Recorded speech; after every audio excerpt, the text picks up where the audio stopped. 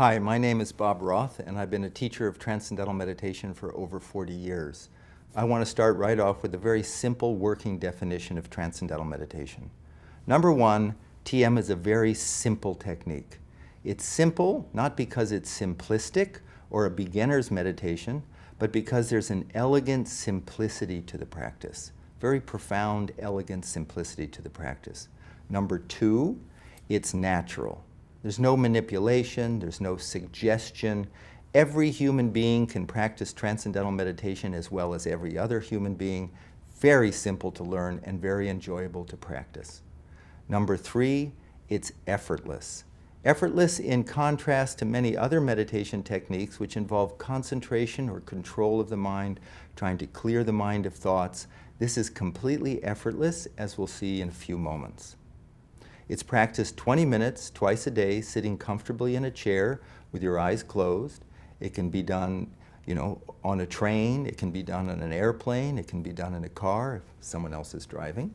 But it can be it's just done sitting comfortably. It's a silent technique with your eyes closed. And this is what it's not. It's not a philosophy. I have no philosophy for you. When you learn Transcendental Meditation, no one's going to give you a TM philosophy of life. There's no philosophy whatsoever. It doesn't involve any change in lifestyle. You don't change your diet or anything. And the third thing is there's nothing to believe in. I want to emphasize that because sometimes people think, oh, when I learn to meditate, I have to believe in it for it to work. You can be 100% skeptical and the technique works just as well, the benefits are just as profound, as if you went into this thing thinking, oh, I believe in meditation, it's going to work. So there's no belief whatsoever. So to understand what Transcendental Meditation is, and to understand how it compares to other forms of meditation or self-development, I like to use the metaphor or the analogy of an ocean. You're on a small boat. You're in the middle of the ocean, out in the middle of the ocean, and all of a sudden you get these huge swells, these huge 40, 60-foot high waves, and you could think, oh my God, the whole ocean is in upheaval. Well, not really, because if you do a cross-section of the ocean, you see these little 40-foot high waves, and the ocean is like, in reality, a mile deep, and the ocean is active on the surface, but at the depth of the ocean, it is naturally silent. That's the nature of the ocean, active on the surface, silent at its depth. And the analogy is our mind. The surface of our mind is the active thinking mind. All the things that we're thinking about all during the day. It's like the waves on the surface of the ocean. And I like to call it the gotta mind. I gotta do this, and I gotta do that, and I gotta call him, and I gotta call her, and I gotta make a list, and I gotta find the list, and I gotta make a new list, and I gotta get going, and I gotta slow down, and I gotta get to sleep, and I gotta wake up. I'm sure everybody's had a gotta mind at some point. And there's a natural inclination, a natural desire to have some inner calm, some inner clarity, some inner focus, some inner inspiration, some inner peace, some inner happiness. Natural. And the operative word there is inner. And the question is, where is that inner, and how do we get there?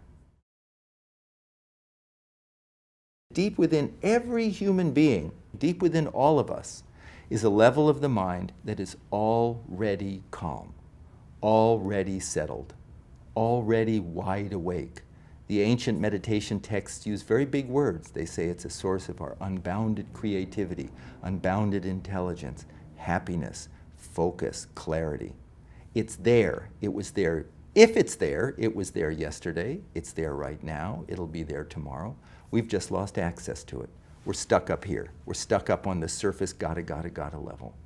And Transcendental Meditation is a simple, natural, effortless technique that allows the active thinking mind to all of it, to just settle down and experience quieter levels of thought and quieter levels of thought, and then experience what has been called the source of thought, or the unified field of consciousness, or transcendent level of the mind, pure consciousness.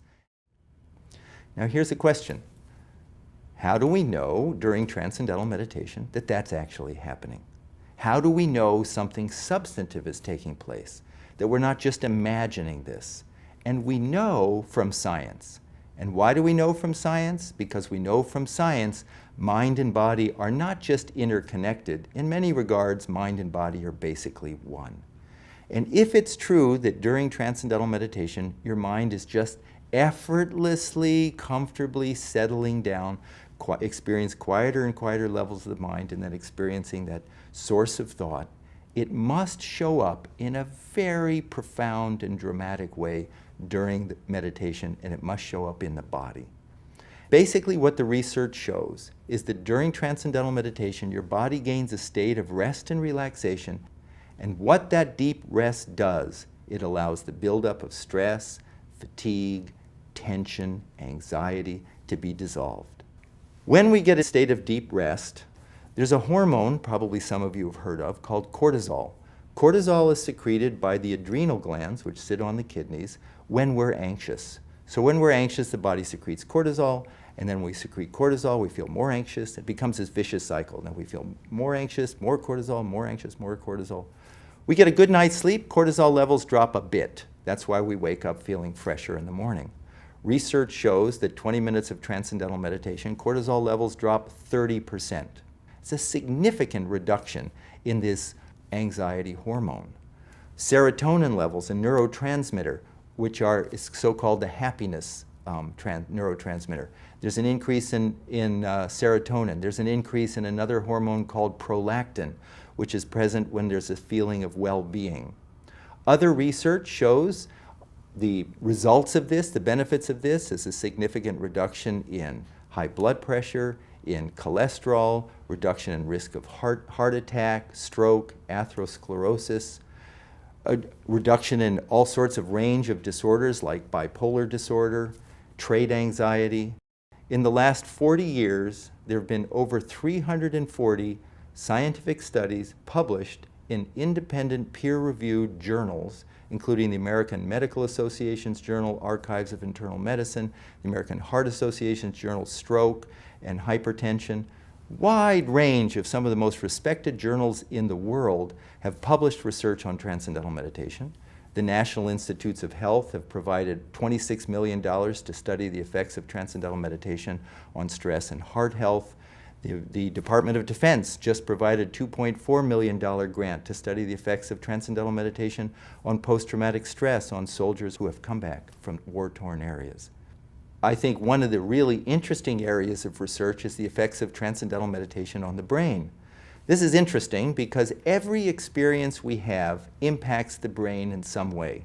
And so research on transcendental meditation shows very clearly the effect that it has on different parts of the brain, including the amygdala, which is at the center of the brain, and that's your fear center, the frontal lobes, which is the executive functioning, and on both hemispheres of the brain, which is the so-called analytical and intuitive aspects of the brain.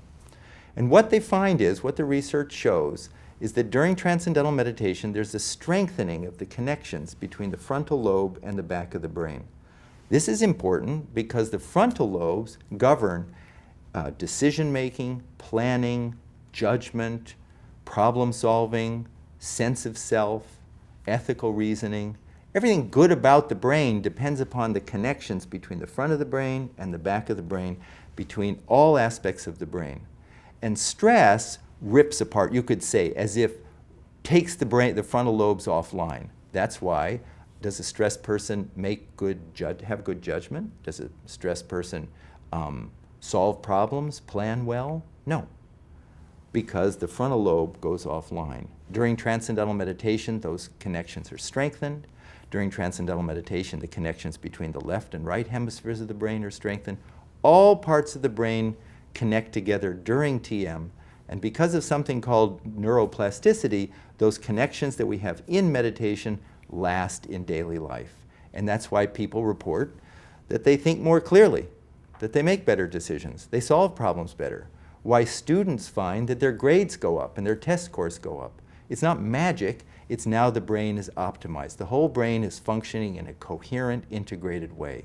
In fact, there's a spreading of coherent alpha brain waves from the back of the brain to the front of the brain. And alpha brain waves are indicative of a state of restful alertness. And that's what Transcendental Meditation produces, a state of restful alertness. Now the big question is, how do you get there? How do you go from the active thinking, gotta level of the mind to these quieter and quieter and quieter levels to that source of thought? And how do you get there effortlessly? It's there right now. We don't have to muscle it. We don't have to believe in it. We don't have to clear our mind of thoughts. That's trying to stop the waves on the surface. We're accessing a level of our mind that's already calm.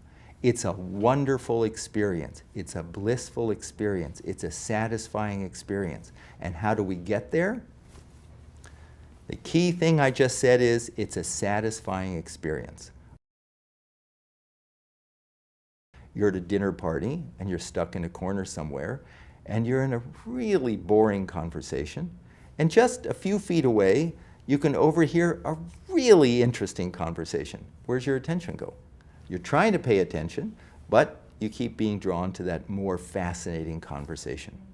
The natural tendency of the human mind to be drawn towards some field, something more satisfying. Absolutely spontaneously more satisfying.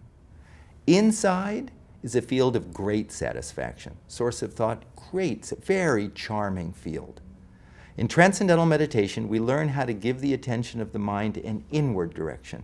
Instead of outward through our senses toward that nice music, that interesting conversation, that, is it hard to watch a great movie? No, your attention is drawn to it. So, but that all goes out through the senses. Now, like that cross-section of the ocean, we learn how to give the attention of the mind an inward direction, and automatically the attention is drawn, settled quieter and quieter and quieter levels, because quieter levels of the mind are increasingly more satisfying, more satisfying. It's like you teach a child how to dive. You say, honey, just stand like this, stand here, now get those initial conditions, bend over like that. The rest is automatic. Gravity, nature takes over. In the same way with Transcendental Meditation, we learn how to give the attention of the mind an inward direction, and automatically the attention is drawn inward. And as the mind settles down, we notice our body gaining a profound state of rest and relaxation. That rest and relaxation releases stress, dissolves stress, rejuvenates the body, and then we're ready to go for the next 6, 8, 10 hours of our day. So for the attention of the mind to settle down effortlessly in Transcendental Meditation, we use a mantra. A mantra is a word or a sound that's used silently. That's number one, that has no meaning. If it had a meaning, then we're stuck on the surface. What does that mean? What does that mean? The intellect kicks in. It's also a word or a sound, used silently, that is positive. It's known to be positive, life-supporting. It's a good sound for the mind to settle down. It's a sound, a mantra has been used for thousands and thousands of years for just this purpose. Transcendental Meditation is always taught one-to-one by a trained, certified teacher of TM. I need to emphasize that. This isn't Transcendental Meditation is not a mass meditation. It's not something you learn out of a book, not something you get from a tape. The technique is taught over 4 consecutive days of about an hour to an hour and a half a day over 4 consecutive days. And the first day, always one-to-one with a trained teacher of Transcendental Meditation, certified teacher. And at that time, what you learn from your teacher is you're given a sound, the proper mantra, proper vehicle for you to settle down, and you're taught how to use it properly. Both things are absolutely essential. This meditation dates back thousands and thousands and thousands and thousands of years. It predates all the isms. It's not a religion. It's not a philosophy. It's a universal human being practice. And from that tradition of Transcendental Meditation, called the Vedic tradition of teachers, it has been passed on from teacher to student, teacher to student, teacher to student, always in an oral tradition over thousands of years. And the most recent great meditation teacher was Maharishi Mahesh Yogi. And Maharishi proceeded to teach and oversee the teaching of thousands and thousands of teachers of Transcendental Meditation who know how to select the proper mantra, the proper sound for an individual, and how to teach them to use it properly. Without both, you basically are stuck. With both, then we know how to effortlessly settle down and experience quieter levels of thought, completely rejuvenate mind and body for a much healthier, more satisfying life. How does this differ from other forms of meditation? And for this, we look back to scientific research. Because as I said, research shows that every experience changes the brain. And basically we know from science that there are three different major types of meditation. The first type of meditation is called focused attention. And focused attention is something like Zazen meditation or Vipassana meditation, any meditation that involves some concentration or control of the mind, trying to clear your mind of thought, trying to concentrate on your breath. It's like trying to stop the waves from moving. It's trying to stop the wave on the surface. So it's a focus, it's a concentration. The second type of meditation is called open monitoring. And that's a mindfulness form of meditation. And that's really how to emotionally disengage and just observe and be present and mindful of your environment or mindful of your thoughts. And that would just be like observing the rise and fall of the waves on the surface of your mind. Transcendental meditation does not involve any concentration, and it's not just an observational tool. It's an actual technique called automatic self-transcending, which allows the active thinking mind to experience quieter and quieter levels of thought, and then transcend thought and experience the self, experience our own unbounded nature. I'm a very skeptical person by nature, and when I heard about Transcendental meditation, when I attended an introductory lecture 45 years ago, at the end of the talk, I asked the teacher, how much of this do I have to believe in for it to work? Because I didn't want to have to believe in anything. And the teacher told me that I could be 100% skeptical and the technique would work just fine. Now, she didn't have a cell phone, but she did have a pen, and she said, you don't have to believe in gravity. As a matter of fact, you can think Newton's laws of gravity is a complete joke, but if you drop, in this case, a cell phone, the phone falls. In the same way, we don't have to believe in anything to practice transcendental meditation and to gain the benefits. And that's because we are hardwired for the experience. It is a mechanism, it's who we are. Transcendental meditation is just a simple, natural, effortless technique to give access to that calm, silent level of the mind that is always there, but is overshadowed because of the constant noise, crazy of the day. So there's no change in lifestyle, there's nothing to believe in, there's no philosophy. It's just a simple, natural, effortless technique that once learned, you carry with you for the rest of your life.